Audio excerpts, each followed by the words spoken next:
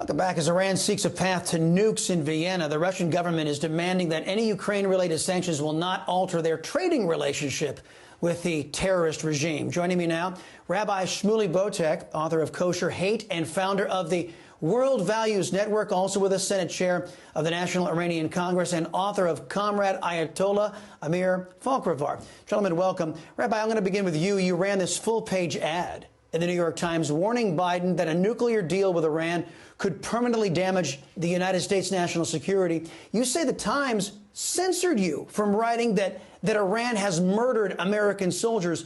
What reason did they give you for that, sir? They said that we would be implicating an entire country and we could not malign all the people of Iran. So I quickly went to their homepage while I was on the phone with the advertising department. We've done countless full-page ads at the New York Times. And I said, it says here that Russia invaded Ukraine. How can you write that Russia invaded Ukraine if you're maligning every single Russian? And they actually said to me, there's a difference between editorial standards and advertising standards. This is all just nonsense.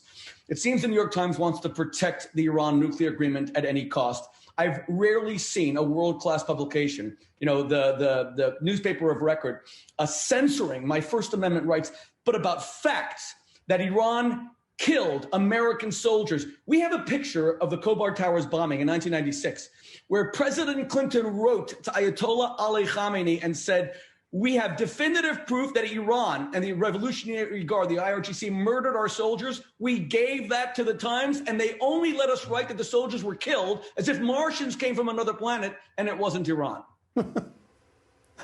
Well, I think you said it, Rabbi. You wouldn't expect that from a world-class newspaper. The New York Times hasn't been a world-class newspaper for many moons. Amir, Antony Blinken said that Russia wants to stop Iran from having a nuclear weapon, and their demands will have no impact, mind you, on the talks. Listen to this. The sanctions that are being put in place and that have been put in place on Russia have nothing to do with the Iran nuclear deal and the prospects of getting back into that agreement. These things are totally different and are not in any way linked together. All right, but Amir, there's a different story coming out of Vienna. Russians are saying that any sanctions on Iran should not interfere with their business dealings with Iran. Who's really running the show over there? Is it the United States or is it Russia?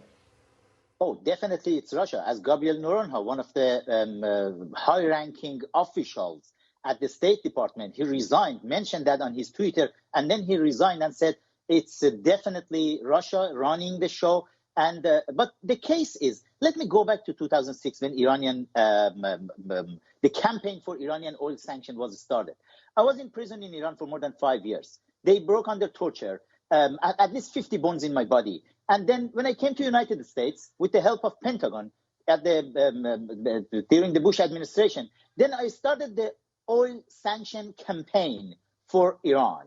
Everybody in Washington, D.C. have been telling me, no, Amir, don't touch oil because the oil market will be destroyed. And I said, look, when the regime has 85 to 90% of its money from selling oil, you are going to just do some stupid, smart sanctions, which in the best case scenario will hurt just 10% of regime's economy. Just forget about all of those and put sanction on Iranian oil.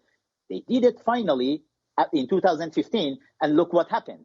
Iran is bankrupt right now. Iran was using all these petrodollars to support all the terrorist groups in the Middle East and in the world, to kill the Americans, to go after them, the Israel. And they are just to crack down the Iranian people itself, to torture us as Amir, activists. Yeah, and Amir, you've got Pete Buttigieg out there suggesting that maybe we could go to Iran and start buying their oil again. It's absolutely nuts. I want to ask you both this question. I've only got about a minute and a half left, so would you guys just take about 30, 40 seconds apiece? I am terribly concerned that the Biden regime wants to finish the job the Obama regime started to make sure that the #1 state sponsor of terrorism becomes a nuclear power. Rabbi, are you concerned about that as well? President Obama's legacy will never live down the JCPOA of 2015. It was an abomination to American values. We gave murderers $150 billion.